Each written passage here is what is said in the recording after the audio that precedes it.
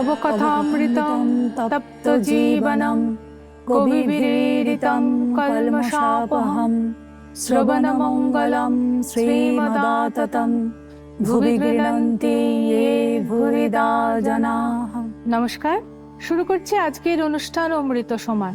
আমাদের সঙ্গে আছেন শ্রী শ্রী সারদা মঠের সন্ন্যাসিনী প্রব্রাজিকা সত্যময় প্রাণা।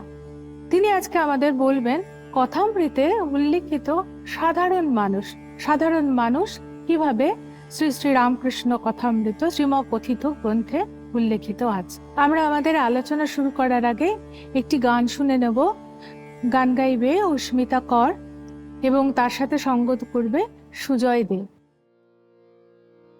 মজলো আমার মন ভ্রমরা শ্যামা পদ নীল কমলে, মজলো আমার মন ভ্রমরা শ্যামা পদ নীল কমলে, শ্যামা পদ নীল কমলে, শ্যামা পদ নীল কমলে, কালী পদ নীল কমলে, মজলো আমার মন ভ্রমরা।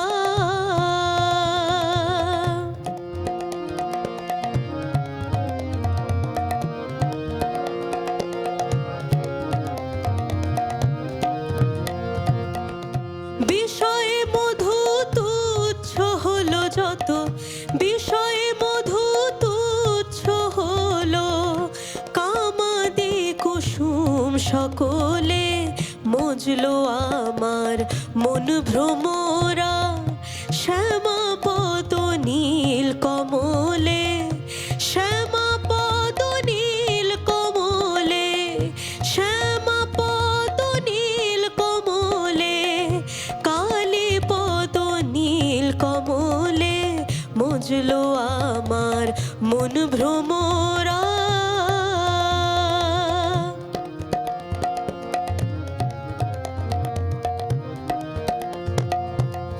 চরণ কালো ভ্রমর কালো, কালোয় কালো মিশে গেল, চরণ কালো ভ্রমর কালো, কালোয় কালো মিশে গেল, পঞ্চতত্ত্ব প্রধান মত, পঞ্চতত্ত্ব প্রধান মত, রঙ্গ দেখে ভঙ্গ দিলে, মজলো আমার মন ভ্রমরা শ্যামা পদ নীল কমলে, শ্যামা পদ নীল কমলে, শ্যামা পদ নীল কমলে, কালী পদ নীল কমলে, মজলো আমার মন ভ্রমরা।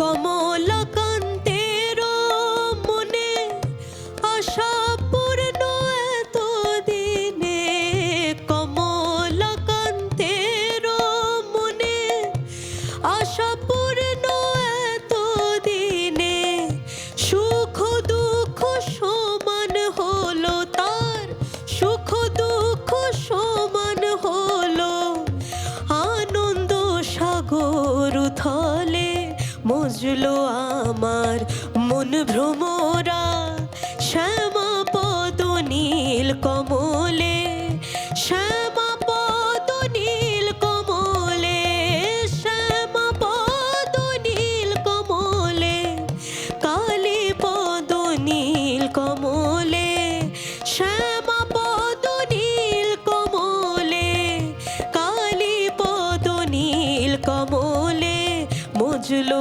আমার মন ভ্রমরা, মজলো আমার মন ভ্রমরা, মজলো আমার মন ভ্রমরা।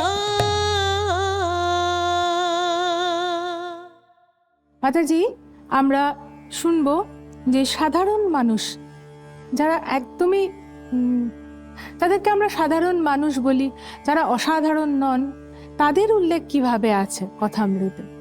দক্ষিণেশ্বরে দেখবেন ওই ঠাকুরের ঘরে 4টি দরজা, হুম 4টি দরজা দিয়ে কখনো এসেছেন কলকাতার এলিট শ্রেণী, হুম, শিক্ষিত সমাজ, হুম, কখনো নরেন, বাবুরাম, পশ্চিমের বারান্দা। একদম সাধারণ ছোট ছোট ছেলেরা, পূর্ণ, শশী, হুম, পল্টু, ছোট নরেন, হুম, এই যে ছোট ছোট ছেলেরা, স্কুল কলেজের ছেলেরা এসেছে, কখনো বাড়ির মা বোনেরা এসেছেন, আবার কেউ চেনে না জানে না অতি সাধারণ স্তরের মানুষ ঠাকুরের কাছে এসেছেন।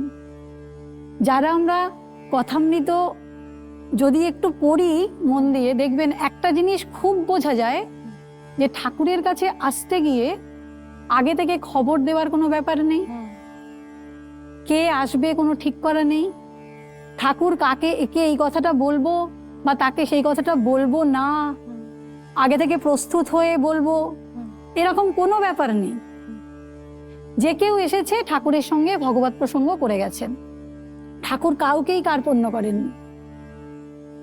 যা প্রত্যেক মানুষের সঙ্গেই সেই ঈশ্বরীয় প্রসঙ্গ, ঈশ্বরের দিকে মোড়টি ঘুরিয়ে দিয়েছেন। যে কোনো কথায়, সে গানে হোক, গল্প করে হোক, উপদেশ দিয়ে হোক, যেভাবে। আমাদের প্রবাদী মনে পড়বে যে প্রথম যেদিন মাস্টারমশাই এসেছেন, বৃন্দাঝি, সে পরিচারিকার কাজ করে ওখানে, ঘর মুছে ঝাড় দেয়। সেই মেয়েটি লক্ষ্য করেছে যে এই ঘরের মানুষটা কিছু পড়ে প্রস্তুত হয়ে কোনো মানুষের সঙ্গে কোনো আলোচনা করছেন, কিন্তু দেখছে সকাল থেকে রাত পর্যন্ত অগণিত মানুষ আসছে যাচ্ছে, প্রত্যেকের সঙ্গেই ঠাকুর কথা বলছেন। সেই রকম একদিন মাস্টারমশাই প্রথম এসেছেন, কাউকে দেখতে পাননি সামনে, বৃন্দাকেই জিজ্ঞাসা করছেন, আচ্ছা ইনি কি খুব বই টই পড়েন? কেন জিজ্ঞাসা করলেন মাস্টারমশাই? মাস্টারমশাই নিজে স্কুলে পড়ান, ছাত্রদের পড়াতে যান, প্রস্তুত হয়ে যান, তাই ভাবছেন এত মানুষের সঙ্গে যে কথা বলেন নিশ্চয়ই প্রস্তুত হয়ে যান, খুব বই টই পড়েন। কাজের একটি মেয়ে, সে বলছে যে আর বাবা বই টই সবই ওর মুখে। তারপরেই যখন মাস্টারমশাই পরিশীলিত মনের অধিকারী, তো শিক্ষিত মানুষ, হঠাৎ করে ঘরে ঢুকে যেতে পারেন না, তাই বলছেন একটু ঘরে খবর দিবে। সেখানেও বৃন্দে বলছেন, যাও না বাবা, তোমরা ঘরে গিয়ে বসো। পরিষ্কার হয়ে গেল একটা ব্যাপার, যে এখানে আসতে গিয়ে কোনো খবর লাগে না, সাধারণভাবে অসাধারণ কিচ্ছু লাগে না, আসছে, বসছে, কথা শুনতে যাচ্ছে। তার মানে বৃন্দের ওই একটি কথাতে কিন্তু স্পষ্ট হয়ে গেল শ্রীরামকৃষ্ণ সকলের। এবার আজকে আমি কয়েকজন, মানে প্রচুর মানুষের কথা আছে কথামৃতের পাতায় পাতায়, আমি 2-4 জনের কথা বলবো। আগের দিন রাত্রে ফলহারিণী কালী পূজা হয়ে গেছে, পূজা হয়েছে, পরে ভোরবেলা বিদ্যাসুন্দর অভিনয় হচ্ছে। ঠাকুর গেছেন মাকে প্রণাম করতে, প্রণাম করে ওই অভিনয় একটু দেখেছেন, দেখে চলে এসেছেন ঘরে। এবার সকালবেলা হয়েছে, সকালে সেই বিদ্যাসুন্দর যে অভিনয় করেছে, গোলগাল ফর্সা সুন্দর একটি ছোট ছেলে, সে এসে ঠাকুরের কাছে দাঁড়িয়েছে। ঠাকুর প্রত্যেককে না খুব মর্যাদা দিয়ে কথা বলতেন, বলছেন তোমার অভিনয়টি বেশ। তারপরেই বলছেন, কেউ যদি নাচে, গানে, যে কোনো একটা বিদ্যায় যদি ভালো হয়, মানে সে যদি দেখতে সুন্দরও বলেছেন ঠাকুর। হ্যাঁ, যদি যে কোনো একটা ব্যাপারে ভালো হয়, সে কিন্তু একটু অভ্যাস করলেই, একটু চেষ্টা করলেই শীঘ্রই ঈশ্বর লাভ করতে পারে। পরেই বলছেন ওকে যে তোমরা এত অভ্যাস করে নাচ, গান, অভিনয় অভ্যাস করো, এই মনের যোগটা যদি ঈশ্বরের সঙ্গে দাও, তাহলে সহজেই ঈশ্বর লাভ হবে। অনেক কষ্ট করে, অনেক অভ্যাস করে তোমরা এটা নাচতে, গাইতে, বাজাতে শেখো, এটা যদি করো ঈশ্বর লাভ হবে। এখন প্রশ্ন আমাদের, যে ঠাকুর যে বললেন ঈশ্বর লাভ, আজকের সমাজে আজকে ঠাকুরের এই কথাটা কতটা প্রাসঙ্গিক? কেন প্রাসঙ্গিক? ঈশ্বর লাভ মানে কি? ঈশ্বর লাভ করবো কেন? ঠাকুর তো ওরকম বই পড়ে বলছেন না, কিছু পড়ে বলছেন না, ঠাকুরের সঙ্গে সবসময়ই জগন্মাতার একটা যোগাযোগ, 24 ঘন্টায় একটা তৈলধারাবৎ একটা যোগাযোগ আছে। তাই বলছেন মা আমার রাস ঠেলে দেন।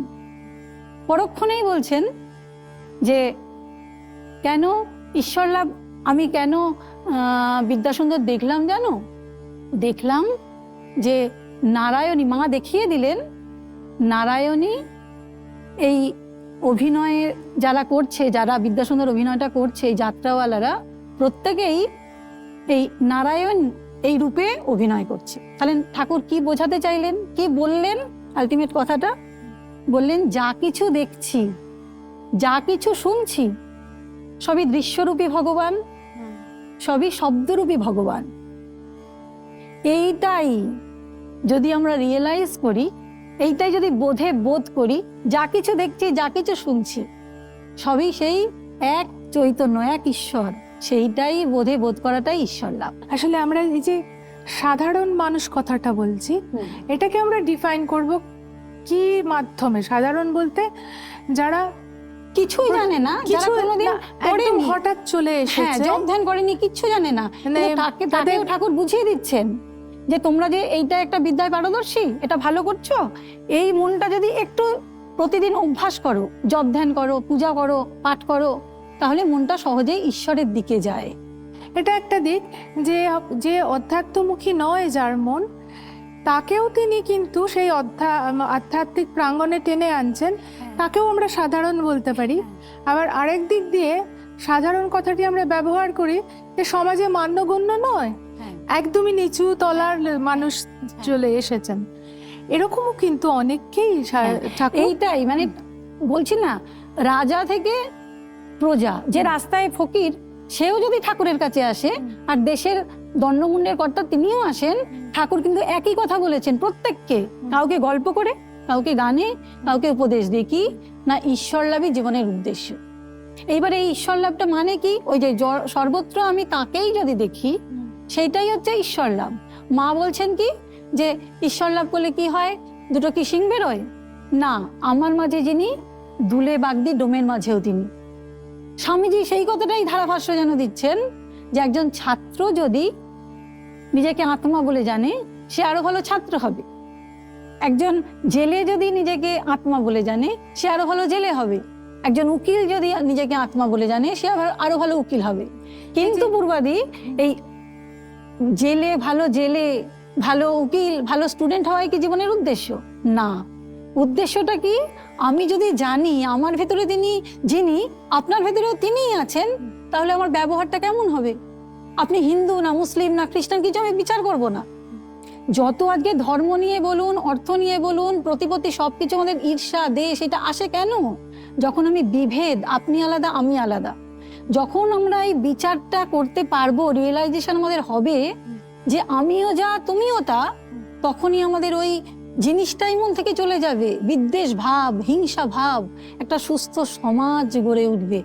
ঠাকুরকে যদি আমরা চিন্তা করি, ঠাকুরের কথাটা যদি ভাবি, এইটাই ঈশ্বর লাভ। প্রত্যেকের মধ্যে আমি তাকেই দেখছি। এই দেখতে দেখতেই আমার ভেতরের আমি আত্মোন্নতি করব, যত উন্নত হব আমার সমাজ, আমার পরিবার, আমার দেশ সব একটা বিদ্বেষ শূন্য, হিংসা শূন্য একটা সুন্দর সমাজ গড়ে উঠবে। আপনি যে বলছেন যে ওই জেলে মালা মুচিমান, এটাতে আমার মনে হলো সাধারণ মানুষ বলতে আমাদের কথামৃতের মধ্যেও আমরা পাই, আরো ডিটেলে অন্য সাহিত্য, অন্য গ্রন্থ পাই, রসিক ম্যাথরের কথা। হ্যাঁ, সেই রসিক ম্যাথর সে ছাড়পাড় দিত রানী রাসমণির মন্দিরে, কিন্তু সে কোনোদিনও সাহস করতো না যে একটা ব্রাহ্মণ, ছোট ভট্টাচ বলে কথা, 5 টাকা মাইনে পান রানী রাসমণির অত বড় একটা দেবালয় থেকে, এবং তিনি সাধক বলে প্রসিদ্ধ, তার কাছে গিয়ে যে তুমি আমাকে টেনে তোলো, তুমি আমি জানি অনেকে তোমার কাছে আসছে, তুমি তাদেরকে কৃপা করছো, তুমিও আমাকে করো, এইটা বলবার মতো সাধ্য তার ছিল না। আমাদের যে আলোচনায় আমরা আছি যে সাধারণ মানুষ, কথামৃতে কিরকম সাধারণ মানুষ, রসিক যে তার কথা বললাম, আর আর কার সেই রকমই মানে এই যে ছোট একটি মেয়ে, বাচ্চা মেয়ে এসেছে, ঠাকুর কথা বলছেন সবার সঙ্গে, ঠাকুর তো ঠাকুরের মতন কথা বলছেন, ও ঠাকুরকে প্রণাম করেছে, ঠাকুর দেখেননি। ও ছোট বাচ্চা, ও বলছে তোমাকে নমস্কার করলুম, তুমি দেখলে না। ঠাকুর বলছেন হ্যাঁ দেখিনি। আবার এই পাটা করি দাঁড়াও, ওই পাটা করি দাঁড়াও করে প্রণাম করছে।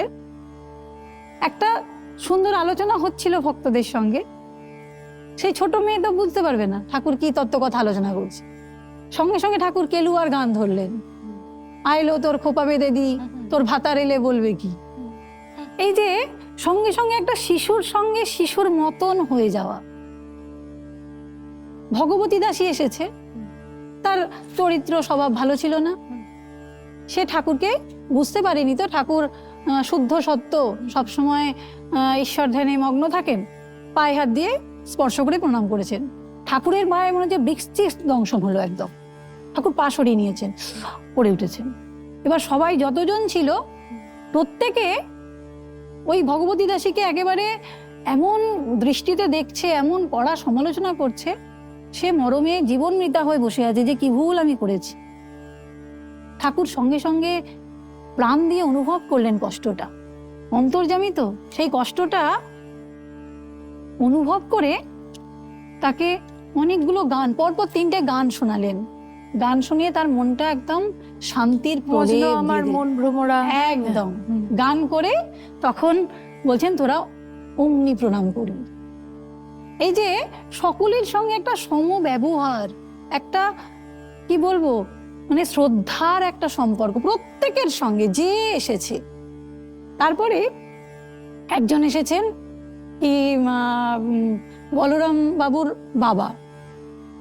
বলরাম বাবুর বাবাকে সাধারণ মানুষ, তিনি খুব বুড়া বৈষ্ণব, মানে ঠাকুরের সামনে এসে মালা জপ করছেন, এখানে তিলক, এখানে দেখাচ্ছেন যে আমি গোড়া বৈষ্ণব। এমন বৈষ্ণব যে শাক্তকে পছন্দ করে না, শৈবকে পছন্দ করে না, আর মুসলিম খ্রিস্টান তো ছেড়ে দিন। ঠাকুর বলছেন যে সকলেই সেই একই ঈশ্বরকে ডাকছে। যারা সত্যি সত্যি ভক্ত তারা কিন্তু কাউকে বিদ্বেষ করে না, সকলকেই ভালোবাসে। আমার ঘড়ি ঠিক চলছে, তোমার ঘড়ি ভুল চলছে না, সকল ধর্মই সমান। এই যে বলে দিলেন, আর তারপরেই বলছেন যে দেখো একটা ধর্ম যদি সত্য হয় সব ধর্মই সত্য। এই যে মানে চিন্তার খেইটা ধরিয়ে দিচ্ছেন, ত্রুটিটা ধরিয়ে দিচ্ছেন।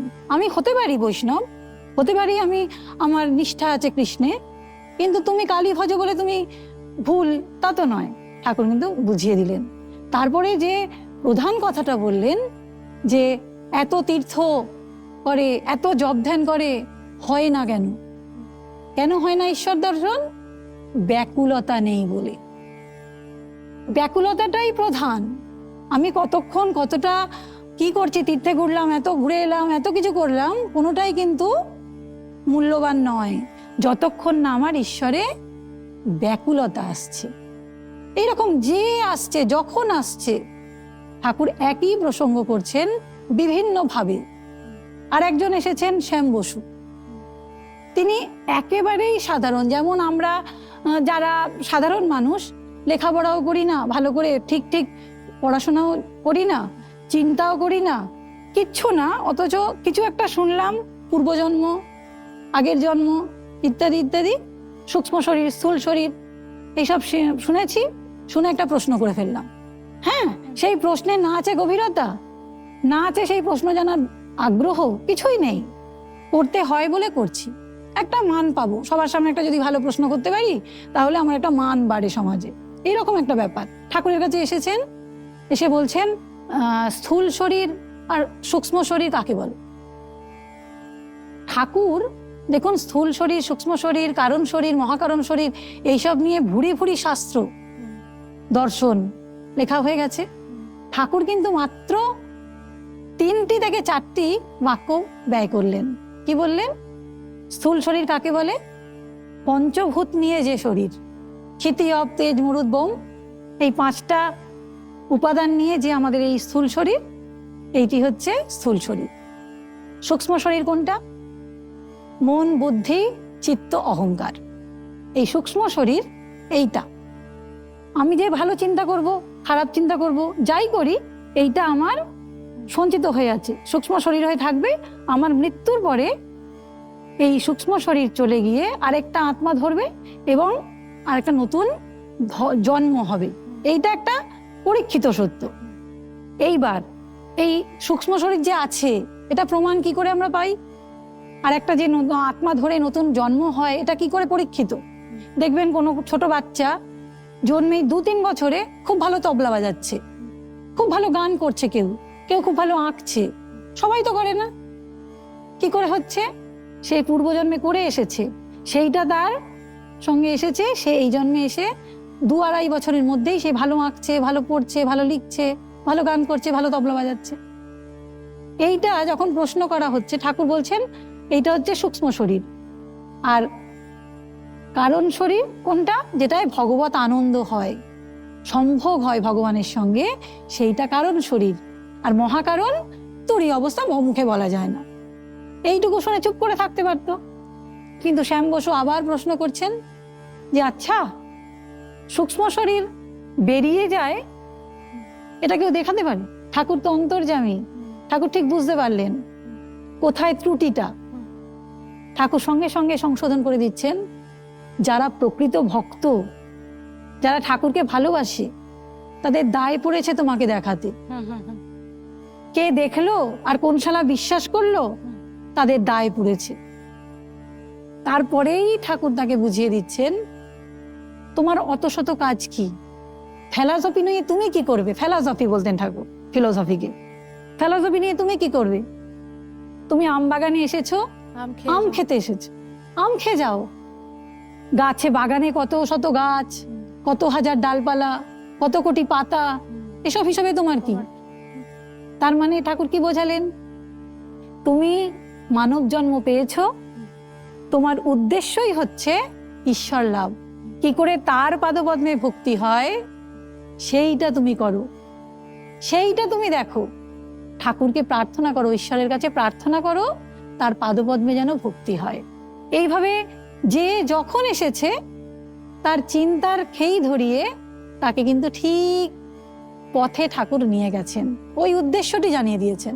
আবার আমরা মনে হয় আমার এটা কি ঠিক না যে তার যে ত্যাগী পার্শ্বদের মধ্যে স্বামী অদ্ভুতানন্দ, লাটু মহারাজও খুব সাধারণ একটা একদম ইয়ে থেকে উঠে একদম মানে তার বাবা মানেই লাটু মহারাজের বাবা মানেই মানে চাষি কাকু, সেই কাকা নিয়ে এসেছেন কলকাতায় কাজের জন্য, একটা কাজের লোকের বাড়িতে কাজ করে। সেই ছেলেটা যখন প্রথম ঠাকুরের কাছে এসছে, ঠাকুর দেখেই বলছেন রাম, একে তুমি কোথায় পেলে? এর মধ্যে যে সাধুর লক্ষণ দেখছি। এই যে দেখুন, আমরা তো মানুষকে বিচার করবো কাজের ছেলে, কাজের লোক কাজের মতন, এ মিনিস্টারের মতন, তা আমরা আচরণটা সেইভাবে করি। তো ঠাকুর কিন্তু দেখছেন ভেতরটা, রাম একে কোথায় পেলে? এর মধ্যে সাধুর লক্ষণ দেখছি। তারপরে সেই সাধু হলেন, এমন কেমন সাধু হলেন? লেখাপড়া জানে না। স্বামীজি বলছেন দেখ, লাটুর কিন্তু চড়ে আছে, লাটু কিন্তু সবার থেকে উচ্চে। কেন? আমরা পড়াশোনা করি, আমরা ধনী বাড়ির ছেলে, পড়াশোনা করে এসেছি, আমাদের যদি জব ধ্যানে মন না বসে তাহলে আমরা বই পড়তে পারি, শাস্ত্র পড়তে পারি, ও তো জব ধ্যান ছাড়া আর কিছু করতে জানে না। এই লাটু মহারাজ, সুধীর মনে আছে দিদি? সুধীর মহারাজের সঙ্গে আছে উপনিষদের কথা, থান থেকে চালটা যখন উপনিষদের আলোচনা করছেন পণ্ডিত, ভর্তি লোক সবাই শুনছে মন দিয়ে, প্রিন্ট অফ সাইলেন্স। সেখানে লাটু মহারাজ বলছেন দেখ সুধীর, পণ্ডিত ঠিক বলেছেন। মহারাজের তো, সুধীর মহারাজের তো খারাপ লাগছে যে এত লোকের মধ্যে ওনার ভাবটা তো কেউ বুঝতে পারবে না। নিয়ে চলে এসেছেন রাত্রি, মাঝরাত্রি বলছে সুধীর পণ্ডিত ঠিক বলেছে, সকালবেলা সুধীর পণ্ডিত ঠিক বলেছে। এর মানে কি? এই যে মনটা এক জায়গায় স্থির, ঠাকুর এইভাবে সকলকে ঠিক জায়গাটা দেখিয়ে খুব ভালো লাগে এই দৃশ্যটা। এটা কথামৃতের মধ্যে নেই, কিন্তু কথামৃতে অনেকবার লাটু মহারাজের প্রসঙ্গ এসেছে, কথামৃতকার লিখেছেন। তার মধ্যে এটা আমরা অন্য গ্রন্থে পাই যে লাটু মহারাজ দক্ষিণেশ্বর ছেড়ে যেতে চাইছেন না, কাঁদছেন। হ্যাঁ, এবং ঠাকুর বলছেন দেখো তো রাম, রামচন্দ্র দত্ত ওনার গৃহী ভক্ত। এটা কি হচ্ছে, কেন এরকম, লাটু বলতে পারতেন না, লেটো লেটো। বলতেন, লেটো কেন কাঁদছে? তখন রামচন্দ্র দত্ত বুদ্ধিমান মানুষ, উনি বলছেন, এবং সমাজে খুব প্রতিষ্ঠিত মানুষ, উনি বলছেন, তো আপনি যখন তাকে টেনেছেন, এবং এই যে আপনাদের দুজনের লীলা, এই লীলার মধ্যে আমাকে কেন আবার টানছেন? এটা তো আপনি টেনেছেন, সে কাঁদছে। হ্যাঁ, তাহলে কি হবে? যে তাহলে ও এখানে থাকবে, এখানেই থাক। ওরম ভাবে তিনি রেখে দিলেন, লাটু রেখে মহারাজ। দিলেন আর মায়ের সেবা করেছেন। মূল মায়ের কথা জব করছেন, বলছেন তুই যার ধ্যান করছিস সেখানে রুটি বেলার লোক পাচ্ছে না নহবতে। ঠাকুর মা তার কিন্তু থেকেও সবাই খুব মার কাছে ইন্টারেস্টিং হ্যাঁ। ছিল যে ঠাকুর দেখলেন যে এ তো সন্ন্যাসী হবে, তার হ্যাঁ। সন্ন্যাসী পার্ষদ সবাই আসে, নরেন্দ্রনাথ তাদের শিরোমণি, একদমই পড়াশোনা জানে না, অক্ষর জ্ঞান নেই হ্যাঁ, যাকে হ্যাঁ, বলে। অক্ষর জ্ঞান নেই, নিজে সত্যি। শুধুমাত্র ঠাকুরের অক্ষর জ্ঞান ছিল, তাকে হ্যাঁ, এখন হ্যাঁ। নিরক্ষর বলা যাবে না, কারণ তিনি চিঠি লিখতে পারতেন, হ্যাঁ। মানে অক্ষর লিখতে হ্যাঁ, পারতেন। হ্যাঁ। তো তিনি ওয়া কখ শেখাতে বসলেন, অ্যালফাবেট। ও বলো অ, ও হ্যাঁ। যে ক বলছে, যেই খ বলতে যাচ্ছে তখন ক বলছে, বলছে। যেই কা বলছে উচ্চারণ অনুযায়ী, হ্যাঁ, তখন ঠাকুর বিহারী বলছে, উচ্চারণ। তুই যদি ক কে কা বলবি, তাহলে কয়কারকে তুই কি বলবি? হ্যাঁ। তখন বলছেন, যা, তোর কার পড়াশোনা শেখাতে হবে না। এই যে কি আশ্চর্য, মানে আশ্চর্য। তো বলছেন না, সবাই আসছে, সব আসে যারা এখানে ইংলিশম্যান। ঠাকুর অনেকবার ইংলিশম্যান কথাটা বলতেন, ইংলিশম্যান তুইও তাহলে পড়াশোনাটা শিখে নে, তোকে এটা দায়িত্ব পড়ে গেল তার একদম। যুগাবতার তার সন্তানকে শেখাচ্ছেন। কিন্তু এই যে সাধারণ মানুষের সাথে নিজে নেমে এসে উনি একদম, ব্যবহার প্রত্যেকের করছেন, সঙ্গে। এবং এইটা- একটা অধিকার বোধ, হ্যাঁ, যে আমি তোমাকে ভালোবাসি, হ্যাঁ, আমার উপর তোমার অধিকার আছে, এটা খুব কিন্তু মানে এই আমাদের ব্যবহার হৃদয়ে মাধুর্য থাকে। ঠাকুরের কিন্তু একটা খুব গুরুত্বপূর্ণ একটা গুরুত্বপূর্ণ দেখার জিনিস, মতন। হ্যাঁ। মানে আমরা তো মানুষকে কত রকম ভাবে ট্রিট করি না, হ্যাঁ, সবাইকে কি আমরা সমান মর্যাদা সমান দিচ্ছি? মর্যাদা দিতে দিই না। পারি না। কিন্তু ঠাকুরের কাছে এমন কেউ এসেছেন, ঠাকুর তাকে মান দেননি, এরকম কখনো হয়নি। যেমন একজন ওই যে খ্রিস্টান ভক্ত প্রভুদয়াল মিশ্র একজন, তিনি খুব উচ্চকোটির সাধু, কিন্তু তার বাহ্যিক আচরণে হ্যাট কোট পরে আছেন, টাই পরে এসেছেন, ঠাকুরের কাছে এসে বসেছেন। তা বসেই বলছেন, ওই ঘট ঘট মেলেটা, ওই রাম ঘট ঘট মেলেটা। পাশে ছোট নরেন বসে আছে। ঠাকুর আস্তে আস্তে তাকে ফিস ফিস করে বলছেন, এক রাম তার হাজার নাম। তারপরেই ওনার সঙ্গে কথা বলছেন, কি বলছেন, যে সবই সেই একই বিভূতি, যাই দেখি ওই একই চৈতন্য সর্ব ঘটে বিরাজ করছে। বলতে বলতে সেই খ্রিস্টান ভক্ত, এত দূর ভক্ত, এত গভীর তার জপ ধ্যান, তিনি বলছেন, দেখেই চিনতে পেরেছেন যে নাকি আমি আগে দেখেছি। কি না, দেখছি এখন আপনারা কেউ চিনতে পারেননি এনাকে। বলছেন আপনারা কেউই এখানে বসে আছেন, কিন্তু কেউই ওনাকে চিনতে পারেননি। উনি এখন দেখছি এই রকম, একটু পরেই দেখবেন সাক্ষাৎ ঈশ্বর। সব থেকে মজার কথা হচ্ছে, ঠাকুরকে যদি কেউ বাবা, কেউ গুরু, কেউ বলতেন, কেউ কোনো আপনি ঈশ্বর হয়েছেন, ঠাকুর বলতেন, ছি ছি, আমি তোমাদের রেণুর রেণু, দাসের দাস। কিন্তু আশ্চর্য লাগে, এই খ্রিস্টান ভক্তকে কিন্তু ঠাকুর একবারও প্রতিবাদ করলেন না, যে না কি বলছো, সাক্ষাৎ ঈশ্বর কি বলছো, কিছু বলছেন না। উপরন্তু জিজ্ঞাসা করছেন, তুমি কি কিছু দেখো টেকো? সে উত্তর মানে দিচ্ছেন, নিজের সাবজেক্টে পেয়ে গেছেন। হ্যাঁ। এইবার তিনি বলছেন কি, যে যখন বাড়িতে ছিলাম জ্যোতি দর্শন হতো, জ্যোতি দেখতাম। তারপরে একদিন যিশুকে দর্শন করেছি। সঙ্গে সঙ্গে ঠাকুর শুনতে শুনতে সমাধিস্থ হয়ে গেলেন, সোজা হয়ে দাঁড়িয়ে পড়লেন ঠাকুর। দাঁড়িয়ে এবার যখন মানে সবাই তো দেখছেন, উনি কিন্তু একদম ঠাকুর সমাধিস্থ, উনিও চুপ করে আছেন। তারপরে খানিকক্ষণ ঠাকুর আস্তে আস্তে সমাধি থেকে নামলেন। তখন উনি জামা প্যান্টের তুলে দেখাচ্ছেন, ভেতরে কৌপিন পরে আছেন গেরুয়া, দেখাচ্ছেন, বাইরে কোনো প্রকাশ নেই, ভেতরে দেখ। সেটা দেখে ঠাকুর একেবারে বিহ্বল অবস্থা। হ্যান্ডশেক করছেন।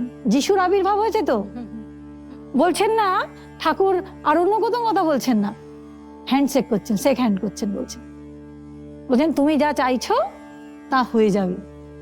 তখন এই ভক্ত বলছেন যে সেদিন থেকে আমি আপনাকে মন প্রাণ শরীর সব অর্পণ করেছি। ঠাকুর গ্রহণ করছেন সেই অর্পণটা। আমরা দেখি কত সাধারণ মানুষ গিয়েছেন। এই পাশে যে গঙ্গা, সেই গঙ্গাতে কত মাঝি মাল্লা ছিল।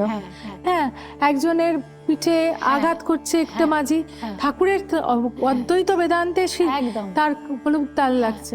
আবার রানী রাসমণির কালীবাড়িতে কত পুরোহিত ছিলেন, ব্রাহ্মণরা ছিলেন, কত ভালোবাসতেন সবার সঙ্গে, কি সকলে।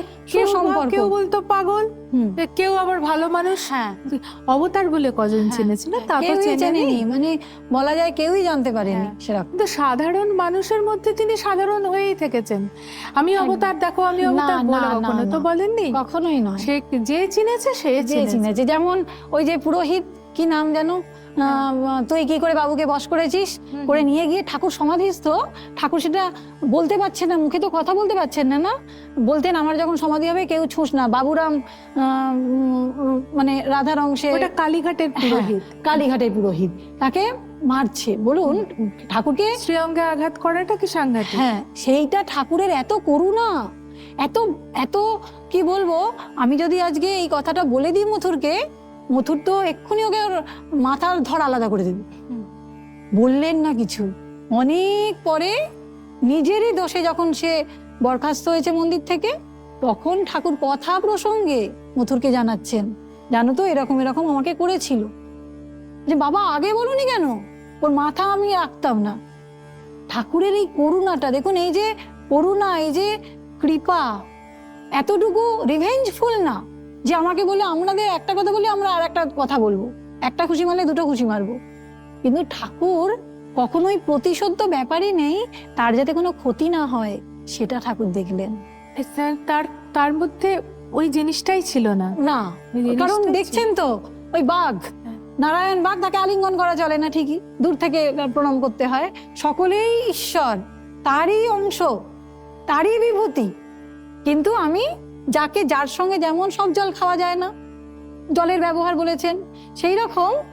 কেউ বলছে জলকে অ্যাকোয়া, কেউ বলছে জল, কেউ বলছে ওয়াটার, কেউ বলছে পানি। তাহলে একই ঘাটের জল, জল বস্তুটা জল। ঠাকুর সেই রকম কথায় কথায় কথায় প্রত্যেক মানুষের সঙ্গে মানুষকে বুঝিয়ে দিয়েছেন যে একই মা সর্বঘটে বিরাজ করছেন, একই আল্লাহ, একই যিশু, একই ভগবান। সে যে যে নামে ডেকে আনন্দ পাই, কোনো বিদ্বেষ, কোনো কিছু দরকার নেই। সকলের ঘরেই একই সময় দিচ্ছে।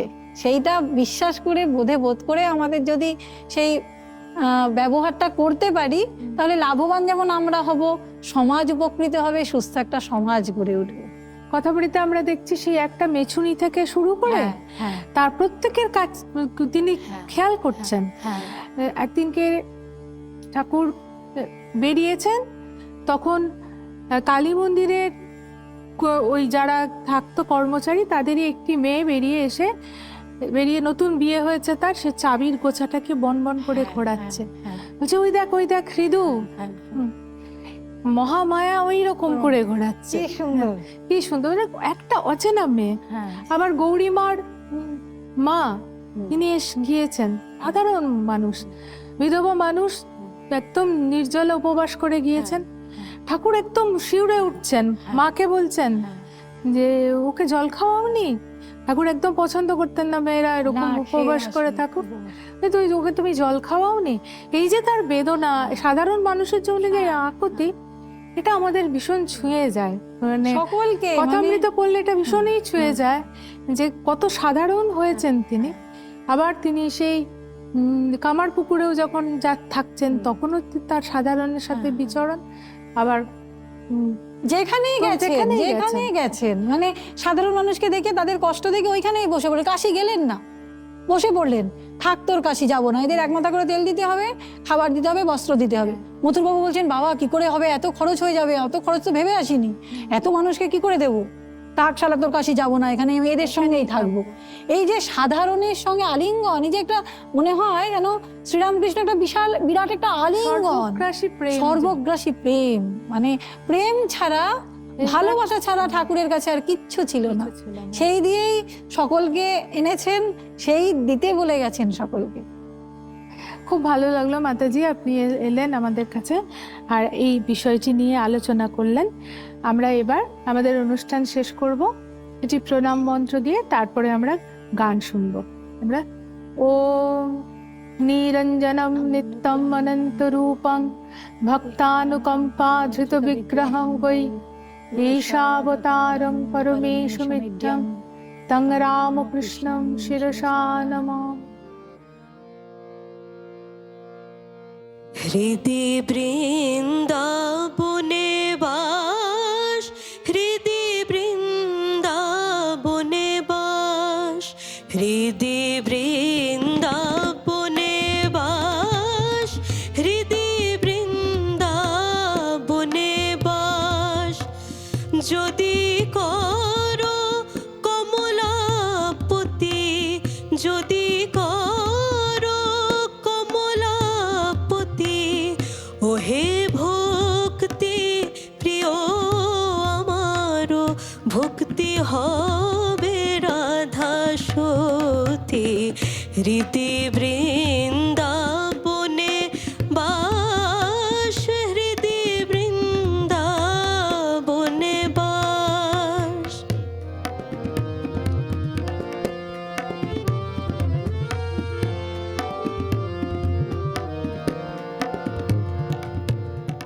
মুক্তি কামনা আমারি,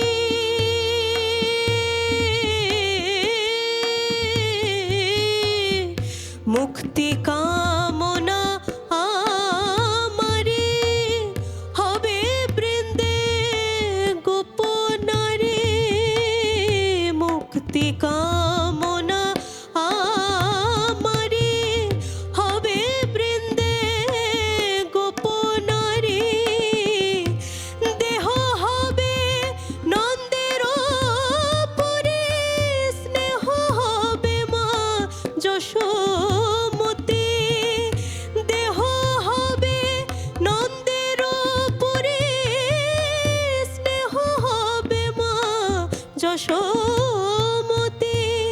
ওহে ভক্তি প্রিয় আমারো, ভক্তি হবে রাধা সতী। হৃদি বৃন্দাবনে বাস, হৃদি বৃন্দাবনে বাস।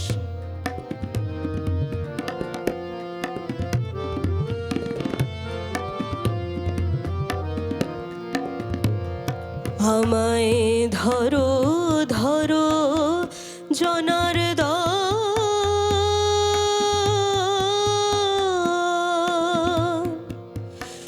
ধরো ধরো জনার্দন, পাপ ভারো গোবর্ধন। ধরো ধরো জনার্দন, পাপ ভারো গোবর্ধন। কামাদি ছয় কংস চরে, ধ্বংস করো সম্প্রতি। বাজায় কৃপা বাঁশরি, মনোধেনু বশ করি। বাজায় কৃপা বাঁশরি, মনোধেনু বশ করি। তিষ্ট হৃদি গোষ্ঠে পুরা, ইষ্ট মিনতি।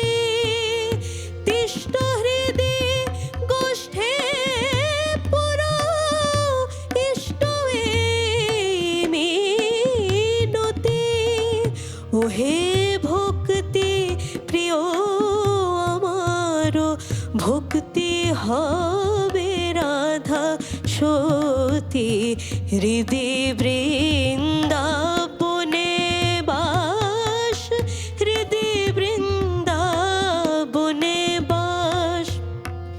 যদি করো কমলাপতি, যদি করো কমলাপতি, ওহে ভক্তি প্রিয় আমারো, ভক্তি হবে রাধা সতী, হৃদি বৃন্দাবনে বাস, হৃদি বৃন্দাবনে বাস, হৃদি